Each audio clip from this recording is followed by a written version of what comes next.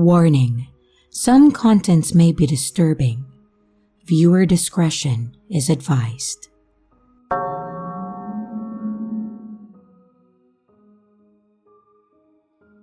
This was something that I witnessed a few years back while I was working at a landscaping company. We received an order or job to almost completely redo someone's front yard.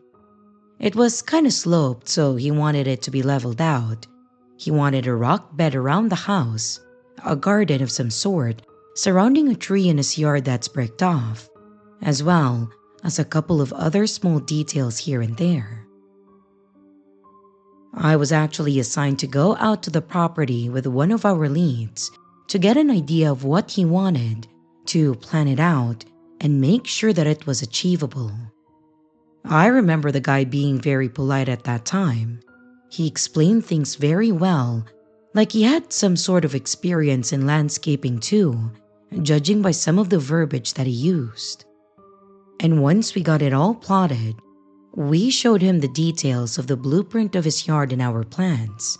We were asking if it was good. This is a good time to correct anything that feels wrong for them, something that's not quite what they want, and etc.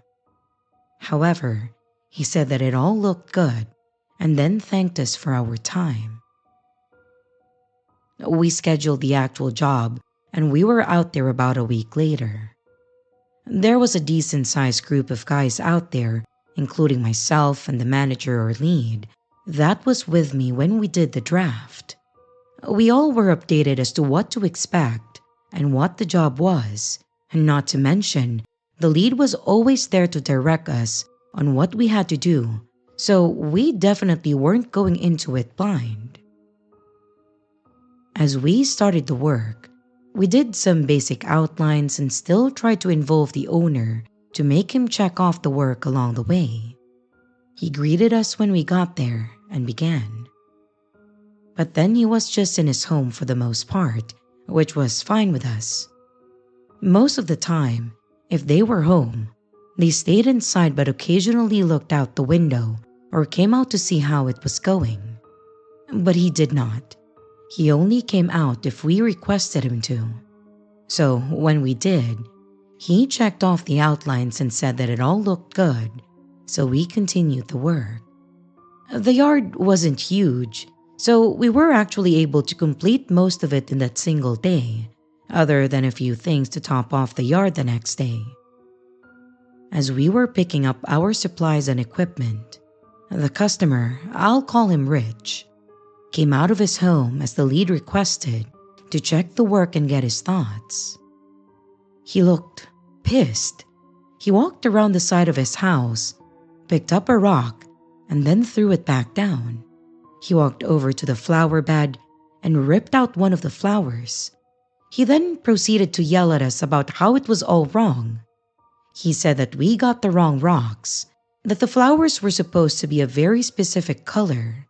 Like he wanted bright red tulips and we got red-orange.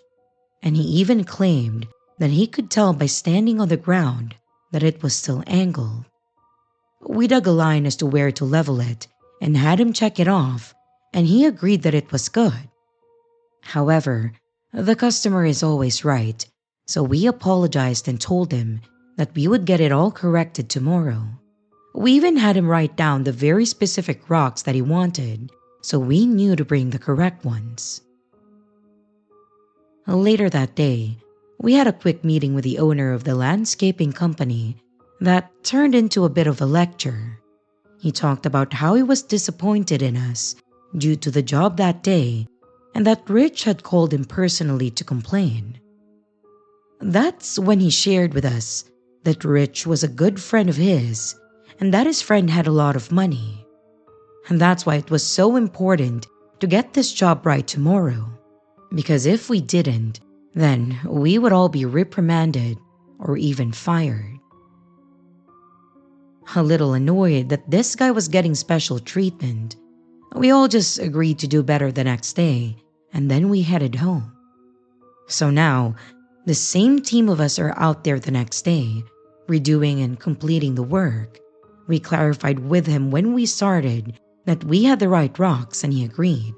We confirmed that the flowers were the right color, and he agreed. We got it almost all the way done when Rich came outside, looked at the flower bed, and immediately complained that it was wrong. Our lead questioned him about it because he said that the flowers were good, to which he snapped back saying that it was the shape. He was angry because the garden was supposed to be in a bricked circle, but he claimed that the circle was more oval and lopsided. There was one very small part that went out and a little further than the rest because of a raised tree root. He said that it looked trashy and half-assed. So, our lead again apologized and explained how we could correct it, and he finally agreed. Rich went back in, and while a few people finished up the rock bed and picking up, I helped our lead and a couple other guys on the bed. It was probably only about 20 minutes or so. We had leveled out the area with a root, causing us to also raise the bed a little when Rich came back outside, but he looked much calmer this time. He wasn't smiling and he didn't look happy, but he at least didn't look like he was going to scream at any moment. He started walking down into the yard when he asked, "Who's in charge of this job?" Our lead, Ed, raised his hand and started walking out from the other side of the tree. He then started explaining, saying that he was in charge, and in a completely friendly manner. He apologized for all the issues, but was quickly cut off when Rich pulled out a gun and shot Ed. I know, it's cliche to say, but it seriously happened so fast. I was still standing by the tree, but I was watching at that time. He pulled his arm up, aimed right at Ed, and then pulled the trigger. Ed fell backwards on the ground, and I immediately ducked. And after a few seconds of no follow-up fire, I looked up to see Rich calmly walking back into his house. I shouted for Ed and I quickly ran for him to see if he was still alive. He was, thankfully, but there was a lot of blood. I was terrified. I was worried that he could have hit something major, but I at least knew that he didn't hit his heart as the guy shot him around his right shoulder. I was also worried that he would come back out and start firing on the rest of us there, so I told them all to leave as quickly as they could, leaving anything that we still had out. One of the other guys called 911 as I held a shirt, a towel, and whatever else that we had on us on the wound. The EMTs and cops showed up pretty quickly, and to my surprise, this guy still hadn't come back out, not even when the police is in his driveway. They took Ed to the hospital, but I stayed behind to explain every last damn detail on what happened to him. 2 other guys were there and explained what they saw too. They then approached the house with their hands on their guns as well, knocking on the door. I felt I was holding my breath as I watched them enter. I tried to remain calm, but seeing how unaffected Rich was as he walked out the door with the cops infuriated me. I yelled some things at him. One of the officers told me that I could go ahead and leave, and that they would contact me if they needed anything else. I immediately went to the hospital to see about Ed's condition and hopefully be able to keep his wife calm, as I'm sure that she was probably told by now. And as for the update, Ed did live. It messed up his shoulder pretty bad, and being that he's right-handed, he definitely has difficulties doing things like he used to, but he doesn't let him bother him. He retired early and is having a great life now. I have never seen a more optimistic man. Rich cooperated with the authorities, and he admitted that he shot him because he was upset with how we kept getting the work wrong. He was charged with aggravated assault with a deadly weapon. And of course, the owner was mad at us for messing stuff up. And while we weren't fired at that time, a few of the guys there that day were conveniently fired for other reasons shortly after. I, as well as Ed, and a few others also decided to walk out on that bastard since he didn't back any of us up. He could have pressed charges on him for doing this to us, but he didn't, and instead blame us. Well, screw that. I know that this is one of those freak experiences that I would hope no one else has gone through, but I didn't like the thought of that happening again, so I didn't do any more landscaping jobs unless it was on my own stuff or for my family. It's still something that always sticks to me though, and I worry when I see someone get irrationally angry if they could do something so extreme.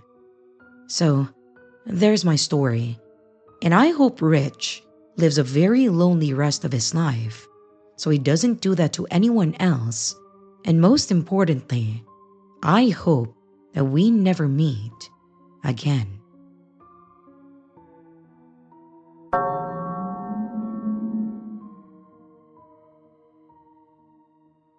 This was something that my dad and I witnessed many years ago. I was a kid, so some of the more business-related details are provided thanks to my dad. My dad used to partially own a land and landscaping company with a friend of his, and they went in on it 50-50. I knew a lot of people that worked there because I often went with my dad and I hung out in the back office. Or I would go there with my mom to drop off lunch for my dad. My mom was a 911 dispatcher and she often worked odd and long hours. So instead of leaving me home, my dad usually took me to work with him and let me hang out in his office. He had a TV in there and he had bought a VCR so I could watch movies. And I also had a small chest in there with random toys to keep me occupied. However, as I got older, I became more curious about what he did and I started following him around as he worked. Sometimes, I even helped him when he was in the shop. He didn't let me go to a customer's home because they can use some pretty dangerous equipment or even harsh chemicals, so he felt that it wasn't safe. But the shop also could have its own danger lurking. I was at least smart enough to avoid things and to not touch anything that I wasn't given permission to. Yet, even with all of these precautions, some adults were a little more careless. There was a guy named Mikey that was a little newer to the company. I was young, but I think my dad said that he had been working there for around 6 to 8 months now.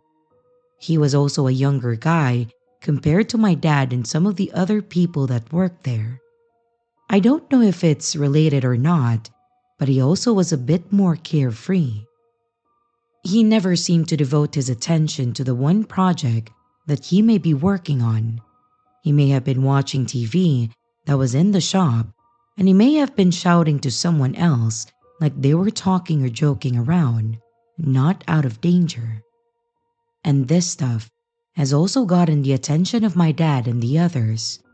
They were calling out to Mikey to pay attention and be more careful.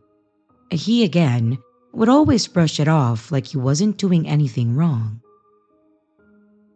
However, there was one time that I was up there when my dad seemed upset as he talked to someone else. I learned that this was because Mikey was supposed to be working, but he hasn't arrived yet. He was late. About an hour or so after this, he finally walked in the door, and I remember him looking a little rough.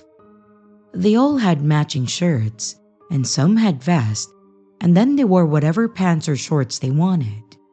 He did not have on either the shirt or the vest, and when he came over to greet us and give me a high five, I could smell something sour, what I would later learn to be alcohol.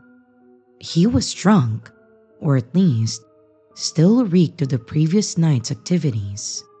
And now, as mentioned, I didn't really know what that meant at that time. I was about 10 or 11 at this point, and my parents were far from alcoholics. My mom didn't drink, and my dad would occasionally have a beer when he had some friends over, but it was literally one or two and he never acted differently. If I was older and understood more of what was going on and the risk, I definitely would have said something. Anyways, he seemed to try and avoid my dad, being the boss on duty that day, and just tried to immediately get back to work. This was also a Tuesday, and for some reason, it was their least busy or job demanding day. So there were a lot more people in the shop side of things. This is where they might schedule jobs, fix some equipment and tools for customers, or even the stuff for the business. So, Mikey had grabbed one of the store mowers because either the blades needed to be sharpened or repaired, or they could have been stuck, so he was working on that. I remember walking over towards him at one point to see what he was doing, and he did tell me that I shouldn't be close because he was working with some pretty sharp parts.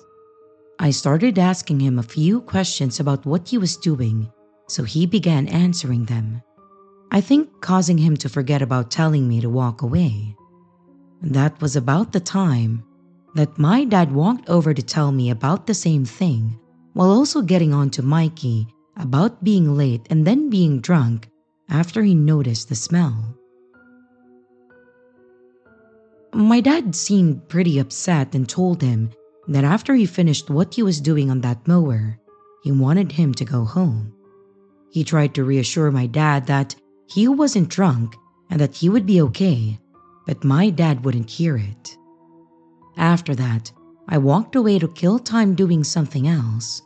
It couldn't have been very long after this that I decided to go back into the office to play a game on my dad's computer. The office was right next to the entrance to the back area where they do a lot of testing on mowers or the weed whackers. I saw Mikey had pushed the mower out there and he was using it. I remember hearing it, seeing him adjust his hat, and then I walked into the office. The door was still open so I could hear when the mower was turned off. And not maybe a minute or two later, I then heard a blood-curdling scream. It made me jump up and I ran out of the office. I was worried something bad had just happened, and I followed the screams to the back and I saw Mikey holding one hand with another, and it was covered in blood. He was screaming, and from what I could tell and piece together from what he was saying, the blades had cut his fingers off. I stood there, frozen in fear, and I watched as other people ran past me trying to help him. What was even more terrifying to see and think about was that there were people walking around looking in the grass for his fingers. I was then yelled at to go into the office and not to leave there, which is where I stayed until my grandma came to get me. I heard that scream for months in my head, in my dreams, or more so my nightmares. All I could see was the terror in Mikey's eyes and the bloody stumps on his hands. It took me a while to get past that, but even to this day, I still get queasy thinking about the blood like that. Now, obviously, Mikey lived. He lost 3 fingers and part of his pinky.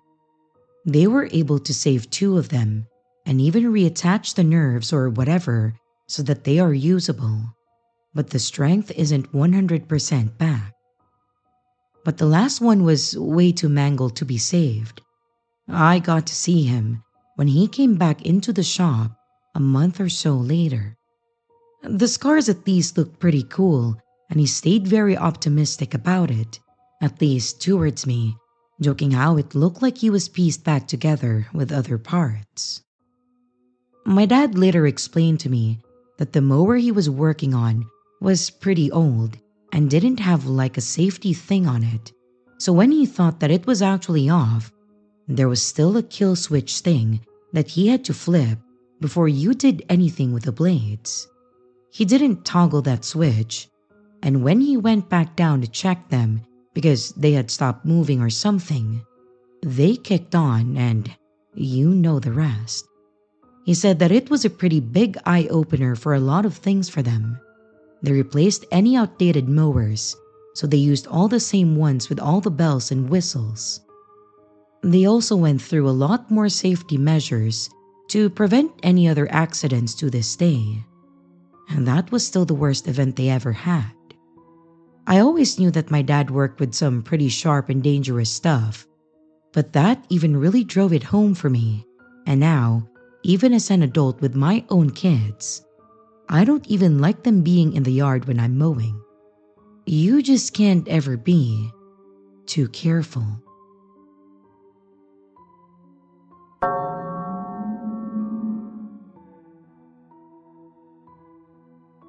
I have always been an avid gardener, or at least, I think that's the word for it.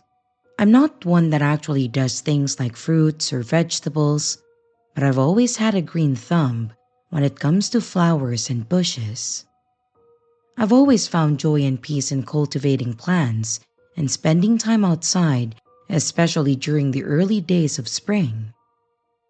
When I lived at the apartment complex that I lived at, my mother was actually a property manager for the location, and I worked for them to create the flower bed for the main office. I used my own money and took weeks to actually get everything built and planted, and in the end, the landscaping could only be described as award-winning. Yes, I'm talking myself up, but also it was that damn good.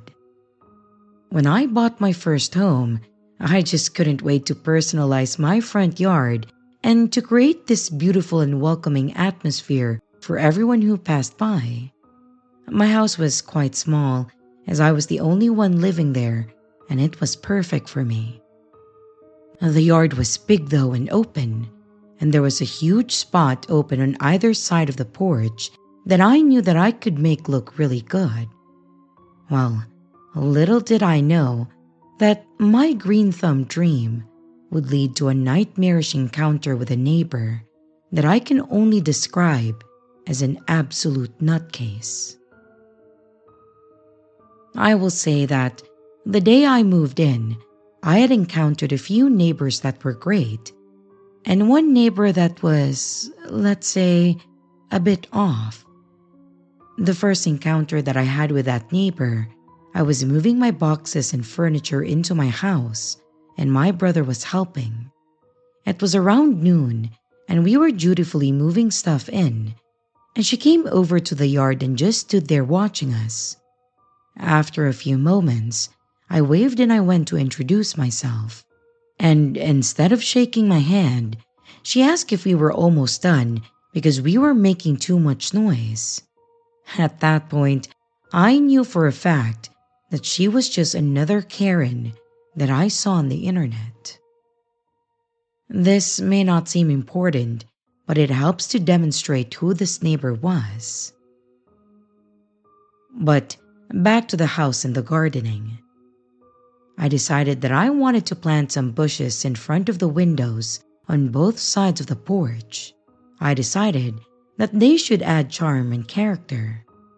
And after a bit of thinking on it, I opted to plant a beautiful mix of azaleas and hydrangeas, opting to mix the warm colors and also the cool white tones. These bushes were, in my opinion, eye-catching and would look gorgeous as they bloomed. Of course, what I thought would be gorgeous was a blight to my local Karen. One weekend, I had spent most of the morning planting the bushes, and I had gotten through about half of them. When Karen walked over to my yard and again just stood there staring at me. I noticed her, I looked back and waved, then went right back to it, assuming that not engaging would be enough to get rid of her. Of course, it wasn't enough. She walked right up to my yard and asked, "Why are you planting those hideous bushes?" I paused, looking at these little cute unassuming plants, thinking, how are they hideous? I mentioned that I liked them and that when they were grown and bloomed, they would have a ton of really pretty colors. She told me that they were ugly, and I asked why she would judge them before she saw what they looked like when they were fully grown. She stared at me angrily for a few silent seconds and then said, "You need to get rid of them." I laughed, like literally laughed at this suggestion. I asked her if she knew how much money I had spent on these bushes, sarcastically of course, and then went immediately back to pushing dirt around the bush. She scoffed at me and then said, "Well, if you don't get rid of them, I'll get rid of them for you." I stopped, stood up, and I looked her face to face, and at this point, I was pretty upset and I was done dealing with this woman. I looked her square in the eye and I said, "I'd like to see you try. Now get off my property before I call the police and I have you trespassed. And I really don't want to do that on my first week living here." Apparently, this was the worst thing that I could have said because try and succeed, she did. It was about a week after the incident with a Karen in the front yard and would have been within the first 2 weeks of me living in the house. I was lying in bed, completely passed out, when I was tugged out of my slumber slightly by a beeping sound. I instinctively reached over to smack my alarm clock, but after hitting it probably a dozen times, I noticed that the beeping wasn't stopping. It was then that I realized that it wasn't my alarm clock that was waking me up.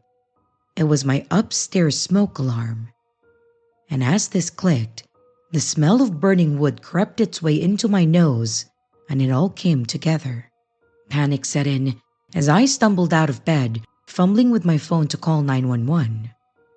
I was disoriented, confused, and I was slightly choking on the smoke. I ran out the back door just in time to see that the smoke was on the front of the house. I ran through the gate to the front yard, and sure enough, the front of my house was burning. As I was explaining to the 911 operator that my house was on fire, I glanced over the street and who should I see but Karen, sitting on her front porch and sipping on a cup of coffee while smiling and waving at me. My heart dropped when the realization hit me. She had deliberately set my house on fire all because of a few bushes. Thankfully, the fire department arrived in time to put the fire out. The damage wasn't as bad as it could have been, but my sense of security was gone, and it was replaced by a deep-rooted fear that someone so close to my home could harbor such malice over something as simple as not liking the bushes that I was planting.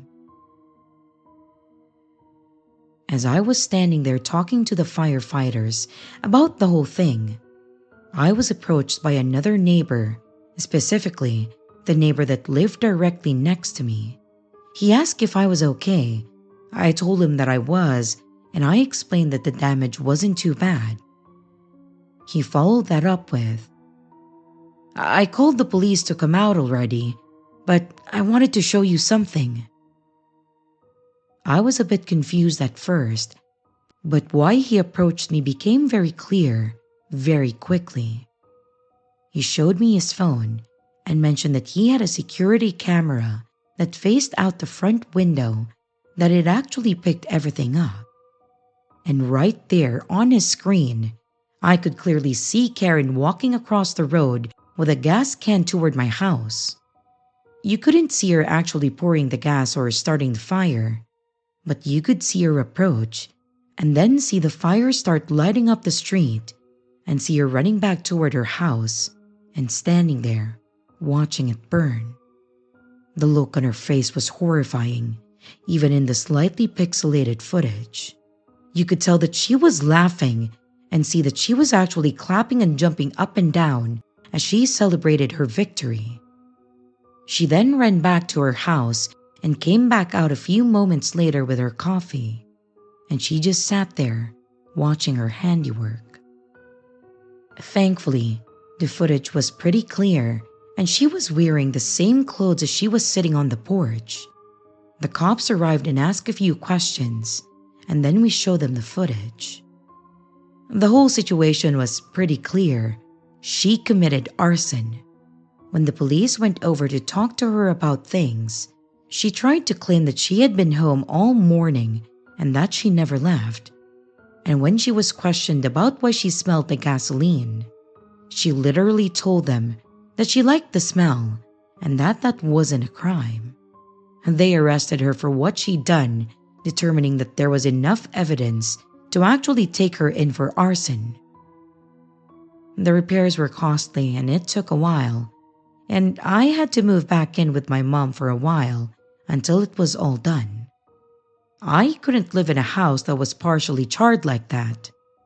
Obviously, my bushes were lost to the flames, as they were the main target. But I took solace in knowing that Karen wasn't going to be a threat to myself or anyone else.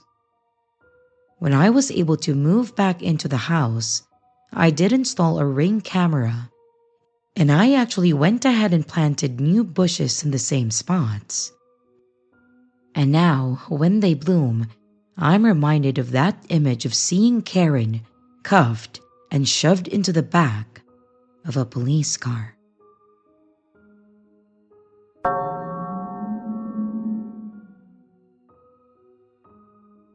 I have always loved my garden. It's my escape, a little patch of paradise in my otherwise frantic life. Over the years, I have turned it into something that I am proud of, with blooming flowers, a small vegetable patch, and a neat little lawn. Everything in that garden was chosen with care, each plant a piece of my own little world. And then, a guy named Stephen moved in the next door. At first, I was excited to have someone who shared my love for gardening as a neighbor. We chatted over the fence, swapped tips, and we admired each other's work. He seemed friendly enough, always eager to share his latest gardening wins. It was nice to have someone who understood the satisfaction of having dirt under your nails and the joy of a successful harvest. But it soon became clear that he wasn't just interested in gardening. He was obsessed. His garden was immaculate, almost too perfect. Every plant was in its place, every blade of grass the same height, and it was impressive, no doubt. But something about it made me uneasy. It was as if his garden was a reflection of his need for control. Our friendly chats over the fence turned into subtle competitions. He was always eager to point out any flaws in my garden, offering suggestions for improvement that felt more like criticisms. I tried to brush it off, telling myself that it was just harmless rivalry. But he kept pushing, and it was starting to get to me. One day, I found a row of my beloved tulips trampled, their bright blooms crushed into the dirt. I was furious. I was convinced that it was an accident, or maybe some random act of vandalism. But it happened again and again, always at night, always in a way that seemed deliberate. I couldn't prove anything, but deep down, I knew my neighbor was the one behind it. But things escalated. I came home one evening to find my vegetable patch destroyed. The stakes were pulled up, plants uprooted, and the soil was scattered everywhere. It felt personal, like someone wanted to send a message. My pride and joy, the result of months of hard work, was laying in ruins in front of me. I didn't want to believe that it was my neighbor who did it, but I mean, who else could it be? We were the only ones who cared enough about our gardens to notice each other's. The thought that he might be behind it made me really uneasy, but unfortunately, I had no proof. I just had a gut feeling and some suspicions. But despite everything, I tried to move on, just rebuilding what I could, and I was focusing on the parts of the garden that still thrived. But it was hard to shake the feeling that I was being watched, that every move that I made in my garden was under scrutiny. And then, I noticed strange things appearing in my garden. Plants that I hadn't planted began to grow, invasive species, that spread quickly and choked out the ones that I loved. It felt like a silent war, and I was losing ground. I spent hours weeding, trying to keep these uninvited guests at bay, but they always came back, stronger and more widespread. Meanwhile, my neighbor's garden flourished. It was as if he was feeding off my failures, his plants growing taller and more vibrant. Each glance from him over the fence felt like a smirk, a silent victory in an unspoken contest that I hadn't agreed to. As the weeks passed by, I noticed his behavior becoming more intrusive. He would lean over the fence, inspect my plants with an unsettling intensity, and ask about my gardening methods in a way that felt more like an insult rather than curiosity. I started to limit my time in my garden, avoiding his gaze, focusing on keeping my little corner alive. One evening, I found a note pinned to my garden shed door. It was simple, just a scrap of paper with a single word that said, "Quit." The message was clear, but its intent was baffling. Quit? Quit what? Quit gardening?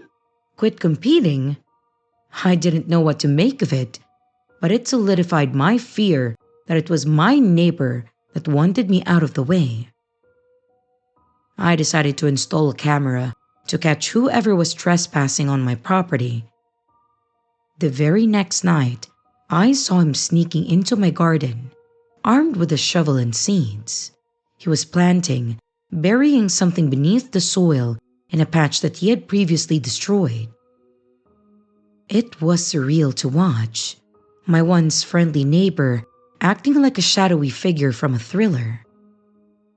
Confronting him never crossed my mind as I wasn't sure what he was capable of. I wanted to avoid any direct confrontation that might escalate things further. Instead, I took the recordings to the local authorities. They assured me that they would talk to him and that they would handle it. But the damage was done. My love for the garden had been tainted by the fear and stress of his bizarre rivalry. But then, he suddenly moved away not long after. I'm not sure what happened. Maybe the police talked to him or something. His immaculate garden was left to wither and be reclaimed by nature.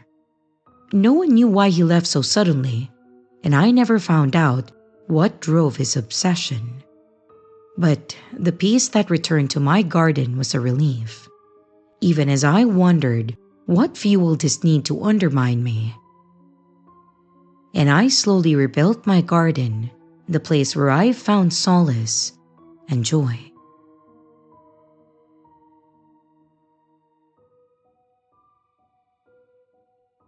And here's the riddle for this video.